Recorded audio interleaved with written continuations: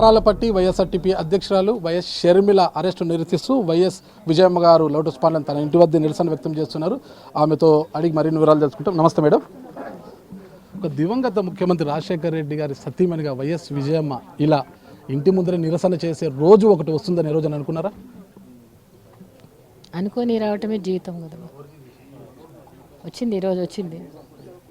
ఇదే ఉమ్మడి రాష్ట్రంగా ఉన్నప్పుడు మీ భర్త రాజశేఖర రెడ్డి గారు 6 సంవత్సరాలు అంటే దాదాపు 5 సంవత్సరాలు, మరి అదొక నెల 5 సంవత్సరాలు పైబడి ముఖ్యమంత్రిగా పనిచేశారు. అలాంటి రాష్ట్రం ఈరోజు రాజశేఖర రెడ్డి గారి మరణం తర్వాత విడిపోయింది. మరి తెలంగాణలో మీ కుమార్తె అంటే రాజశేఖర రెడ్డి గారి యొక్క సుపరిపాలనను తీసుకురావాలనే ఉద్దేశంతో ఇక్కడ పార్టీ పెట్టారు.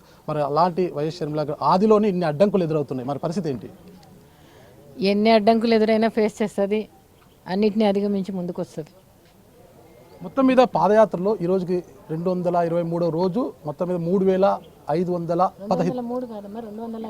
అదే 223 రోజులు అని చెప్తాను. 223 రోజులు 3515 కిలోమీటర్లు. ఈ సుదీర్ఘ పాదయాత్రలో అక్కడక్కడ ఆటుపోట్లు ఎదురయ్యాయి. అంటే మధ్యలో 2 మంత్రులతో ఫైట్ జరిగింది. ఇక్కడ నర్సంపేటకు వచ్చేసరికి భౌతిక దాడులకు దిగారనమాట. అంటే ఈ పరిస్థితిని ఎలా చూడవచ్చు? ఎలా చూడొచ్చు అంటే ఏం చెప్పానమ్మా నేను, అమానుషము, ఇది దారుణము, ఇది అమానుషము, ఇది మంచి పద్ధతి కాదు. కళ్ళు మూసుకుపోయి అధికారం శాశ్వతం అనుకుని చేస్తూ ఉన్నారు. కళ్ళు తెరవమని ప్రభుత్వానికి విజ్ఞప్తి చేస్తూ ఉన్నారు.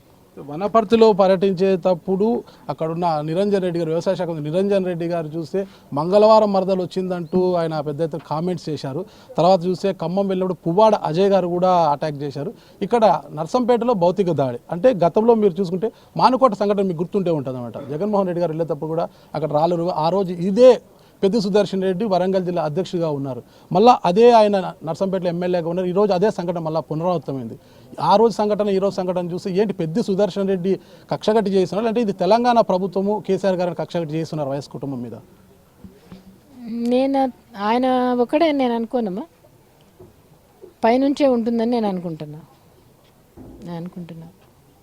అంటే మీరు ఇంతకుముందు అన్నారు పోలీసులు మేము ప్రభుత్వాలను నడిపాం, పోలీసులను చూసామంటున్నారంట. గతంలో అంటే ఇలా మీ అమ్మాయి మీద అంటే వైఎస్ షర్మిల గారి మీద దాడి చేసి ఆమెనే అరెస్టు చేయడాన్ని అంటే గతంలో ఇలాంటి పరిస్థితులు లేవు, ఇప్పుడు ఇలాంటి పరిస్థితులు ఉన్నాయి. అప్పటికిప్పటికి తేడా ఏంటి? రాజశేఖర రెడ్డి గారు ఉన్నప్పుడు ఇట్లా ఇట్లా ఇట్లా అధికార జులుం చేయలేదు ఆయన. ఇట్లా పోలీసు వాళ్ళని ఇచ్చేయటము, ఇట్లా ప్రతిపక్షాల మీదకి పొమ్మని ఇచ్చేయటము, ప్రతిపక్షాలను ఇట్లాంటి చేయటం, ఇట్లాంటివన్నీ ఇట్లా కార్యక్రమాలు జరగలేదు. అందుకని అన్న ఇట్లా మిమ్మల్ని చూశాను, అధికారం చూశానని చెప్పాను. అంటే మీరు చూశారు కరెక్ట్. ఇప్పుడున్న పరిస్థితుల్లో తెలంగాణలో షర్మిలమ్మ గారు పార్టీ పెట్టడం అంత ఆవశ్యకత ఉందనుకుంటున్నారు? ఆవశ్యకత ఉంది అంటే ఉంది కాబట్టి వచ్చింది. అంటే ఇప్పటికే ఇక్కడ టీఆర్ఎస్ ఉంది, ఇక బీజేపీ ఉంది, కాంగ్రెస్, ఎంఐఎం ఎన్ని పార్టీలు ఉండగా మళ్ళీ అంత వ్యాక్యూమ్ ఉందంటారు ఇక్కడ? అసలు మంచి ప్రభుత్వాలు ఉంటే వేరే పార్టీలు రావాల్సిన అవసరం ఏముందమ్మా? లేదు కాబట్టి షర్మిలమ్మ వచ్చింది. ఈ నవంబర్ 29 అనేది ఆ రోజు జగన్మోహన్ రెడ్డి గారు కూడా నవంబర్ 29, 2010 కాంగ్రెస్ పార్టీని వీడిన రోజు. ఈ రోజు చూస్తే షర్మిలమ్మ గారిని ఇక్కడ అరెస్ట్ చేసిన రోజు ఈరోజు.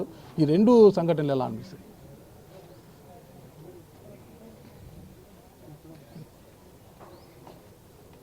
ఎలా అనిపిస్తుంది అంటే అప్పుడు చేసిన చర్య అమానుషమైంది, ఈ కుటుంబాన్ని బాధ పెట్టిన చర్య. ఇప్పుడు కూడా అదే జరిగింది.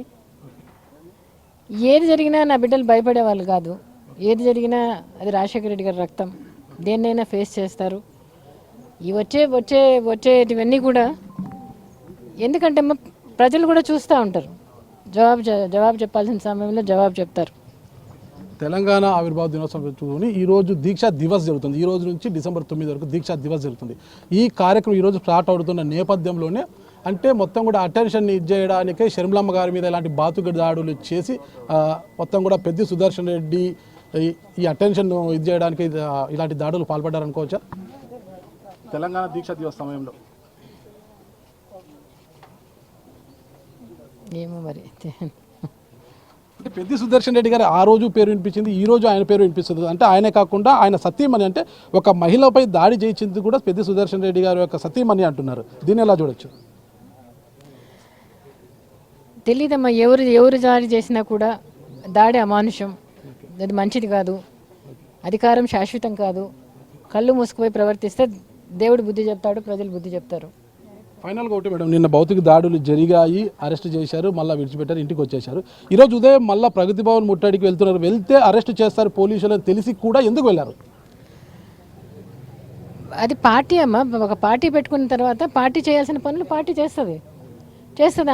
బస్సులు కాల్చడము, మనుషులను ఇచ్చేయటము, అవన్నీ కార్యక్రమాలు చేసినప్పుడు నిరసన తెలుపుతుంది. అది రాజ్యాంగం కల్పించిన హక్కు. అది చట్టాలు ఉన్నాయి కదా, చట్టాలను ఆశ్రయించవచ్చును, చట్టాలు ఉన్నాయి కదా. మరి ప్రగతి భవన్ ముట్టడికి, ముఖ్యమంత్రి ఇల్లును ముట్టడికి నిరసన తెలియజేయడానికి వెళ్తే పోలీసులు అడ్డుకుంటారని తెలుసు కదా. చట్టాలను ఆశ్రయించడానికి అసలు అసలు కాల్చిన మనుషులను అరెస్ట్ చేయలేదు. షర్మిలమ్మని ఎందుకు తీసుకొచ్చారు? కాల్చిన మనుషులు బస్సును కాల్చారు, వెహికల్స్ని కొట్టారు, అక్కడ ఉన్న మనుషులను కొట్టారు. వాళ్ళని ఎందుకు అరెస్ట్ చేయలేదు ప్రభుత్వం? ఎక్కడ చట్టం ఉంది? ఎక్కడ న్యాయం ఉంది? న్యాయం లేదు. చట్టం ప్రకారం పోవట్లేదు, న్యాయం ప్రకారం పోవట్లేదు. కాబట్టి షర్మిలమ్మ ఈ విధంగా చేయాల్సి వచ్చింది. ఓకే, ఇప్పుడు భౌతిక దాడులు దిగేది ఒక మహిళను కూడా చూడకుండా లేకపోతే భౌతిక దాడులు దిగేంత వరకు వచ్చారు కదా, దిగేశారు ఆల్రెడీ. ఇక మళ్ళీ పదయాత్ర ప్రారంభిస్తే ఇలాంటి పరిస్థితి ఎదురవుతుందేమో. మరి ఏంటి, పదయాత్ర చేస్తారా లేదా? దేనికి భయపడదమ్మా. పాదయాత్ర ఈరోజు కోర్టులో కూడా వచ్చేసింది. చేస్తుంది పాదయాత్ర చేస్తుంది. ప్రజలకు మంచి చేయడానికి ఏ కార్యక్రమం అయినా చేస్తుంది షర్మిలమ్మ. 4000 కిలోమీటర్లు అని చెప్పారు పాదయాత్ర. దీన్ని ఏమైనా ఇంకా పొడిగించి ఒక రికార్డ్ సృష్టించాలి ఏమైనా చేస్తారు? అంటే నాకు కరెక్ట్గా అంటే మొదట్లో ఫస్ట్ 4000 కిలోమీటర్లు అంటా ఉంది. తెలియదు నాకు ఎంత కిలోమీటర్లు అనేది తెలియదు నాకైతే. నర్సంపేటలో 3500 కిలోమీటర్ల సందర్భంగా మీరు ఒక పైలాన్ ఏర్పాటు చేశారు. అక్కడ మీరు మాట్లాడారు. అంటే షర్మిల అంటే వైఎస్ఆర్ గారికి చాలా గారాల పట్టి, ఆమె కళ్ళల్లో నీళ్లు తిరిగితే ఆయన కళ్ళలో నీళ్ళు సుడులు తిరుగుతాయని చెప్పారట. ఈరోజు షర్మిలమ్మ గారిపై నిన్నటి భౌతిక దాడులతో గాయాలు, తన ముఖం మీద గాయాలు అయ్యాయి, అరెస్ట్ చేశారు. ఈరోజు చూస్తే పోలీస్ స్టేషన్లో పెట్టారు. మరి ఈరోజు ఆ వైఎస్ గారి ఆత్మ ఏమనిపిస్తుంటుంది? రాజశేఖర రెడ్డి గారు ఎంత ప్రేమించే వాళ్ళు, పిల్లలకు అంత నైతిక విలువలు అంత అవన్నీ నేర్పించారు. ధైర్యంగా ఫేస్ చేయడం కానీ, ధైర్యంగా ఉండటం కానీ, మాటకు నిలబడటం కానీ, ఇట్లాంటివన్నీ కూడా నైతిక విలువలు అన్నీ నేర్పించారు. రాజశేఖర రెడ్డి గారికి ఎంత ప్రేమ ఉందో, పిల్లల్ని కూడా ఆడబిడ్డని కాదు షర్మిలమ్మని కూడా ఒక కొడుకులాగా పెంచారు. అన్ని విలువలతో నేర్పించి పెంచారు. కాబట్టి రాజశేఖర రెడ్డి గారికి మనసుకు బాధ అనిపించినా కూడా ఆమె సంకల్పం, ఆశయాన్ని చూసి గర్వపడుతూ ఉంటారు. ఇప్పుడు కానీ ఆమె కళ్ళల్లో నీళ్లు తిరిగితేనే భరించలేని రాజశేఖర రెడ్డి గారు తన గారాల పట్టిలో జైల్లో ఉంది, గాయాల పాలైంది. మరి ఏంటి? అవునమ్మా, జీవితంలో వచ్చేటి ఫేస్ చేసే ధైర్యం కూడా నేర్పించారు ఆమెకు. గారాల పట్టితో పాటు జీవితంలో వచ్చే సమస్యలను ఫేస్ చేసేది కూడా నేర్పించినారు. ఓకే, మొత్తం మీద రాజశేఖర రెడ్డి తనయ ఒక ధైర్యవంతురాలు కాబట్టి ఇలాంటి ఎన్ని ఒడిదుడుకులు ఎదురైనా కూడా తన పాదయాత్రను ఇక కొనసాగిస్తానంటారు.